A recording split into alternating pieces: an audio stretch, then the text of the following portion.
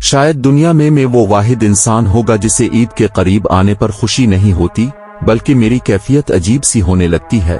ठीक है, ये इस्लामी त्यौहार है, मनाने चाहिए, लेकिन मेरी अजियत में इजाफा होने लग जाता है जब भी ईद करीब आने लगती है। जहाँ कहीं भी लोग ईद की तैयारियों का तज़क्कुर करने लगते हैं, मैं वहाँ से उठ आता हूँ। मैं इस कैफियत की वजह आज तक नहीं समझ सका। मुझे तो 5 साल हो गए हैं, मैं कुर्बानी नहीं कर सका, लेकिन इसके बावजूद जब भी बड़ी ईद आती है तो मैं इससे लाताल्लुक होने की कोशिश करता हूँ। 2 साल पहले बड़ी ईद के मौके पर मेरी बेटियों ने गोश्त का जिद किया था, लेकिन अब वो भी समझदार हो गई है। एक बार 2 साल पहले ईद के मौके पर मेरी छोटी बेटी शाजिया मुझे कहती है, बाबा हमें भी गोश्त मिलेगा ना? मैंने कहा, यहाँ हाँ क्यों नहीं, नालकाल मिलेगा। लेकिन बाबा, पिछली ईद पर तो किसी ने भी हमें गोश्त नहीं दिया था, अब तो पूरा साल हो गया है गोश्त देखे हुए भी।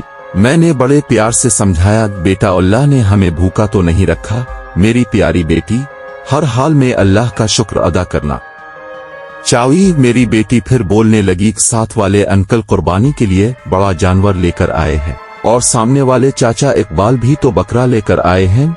मैं दिल में सोच रहा था कि हम गरीबों के लिए ही तो कुर्बानी का गोश्त होता है, अमीर लोग तो सारा साल गोश्त ही खाते। यही सोचते हुए मैं ईद की नमाज के लिए मस्जिद की तरफ चल पड़ा। वहाँ भी मौलवी साहिब बयान फरमा रहे हैं कि कुर्बानी में गरीब मस्कीन लोगों को नहीं भूलना चाहिए, उनके बहुत हुकूक होते हैं। खैर, में भी नमाज अदा करके घर पे निच गया।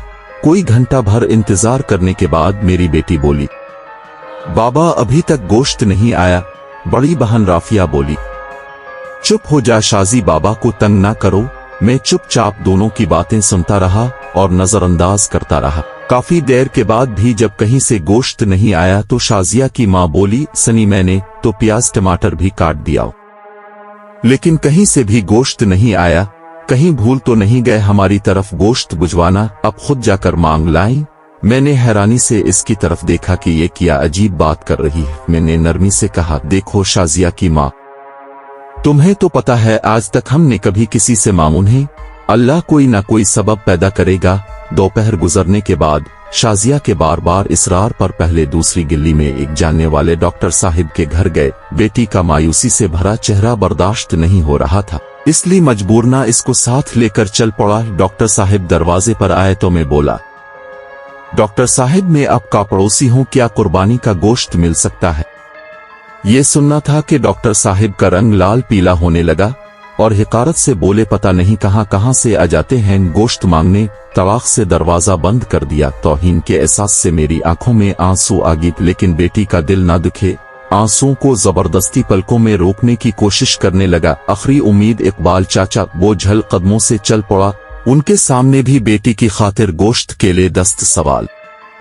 इकबाल चाचा ने गोश्त का सुनकर अजीब सी नजरों से देखा और चलेगी। थोड़ी देर बाद बायरे तो शापर देकर जल्दी से अंदर चलीगी, जैसे मैंने गोश्त मांग कर गुनाह कर दिया हो। घर पहुंचकर देखा तो सिर्फ हड्डियां और चर्बी। खामोशी से उठकर कमरे में चले आया और बेआवाज आंसू बहते जा रहे थे। बीवी आई और बोली, कोई बात नहीं, अब गमगीन ना हूं, मैं चटनी बना लेती हूं। थोड़ी देर बाद शाजिया कमरे में आई और बोली, बाबा हमें गोश्त ना है खाना, मेरे पेट में दर्द हो रहा है। लेकिन मैं समझ गया कि बेटी बाप को दिलासा दे रही है।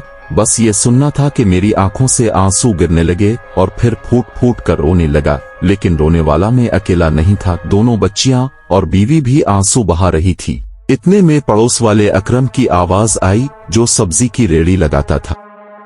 आजाद भाई, दरवाजा खोलो। दरवाजा खोला तो अकरम ने 3-4 किलो गोश्त का शापर पकड़ा दिया और बोला, गाहे से छोटा भाई लाया है, इतना हम अकेले नहीं खा सकते, ये तुम भी खा लेना। खुशी और तशक्कुर के एहसास से आंखों में आंसू आ गई और अकरम के लिए दिल से दुआ निकलने लगी। गोश्त खाकर अभी फारिग एवी ही थे कि बहुत जोर का तूफान आया। बारिश शुरू हो गई, इसके साथ ही बिजली चली गई। दूसरे दिन भी बिजली नहीं आई।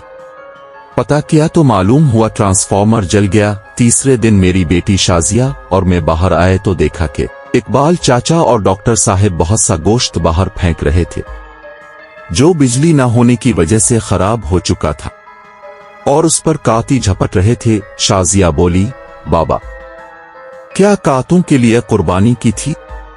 وہ شازیہ کا چہرہ دیکھتے رہ گئے۔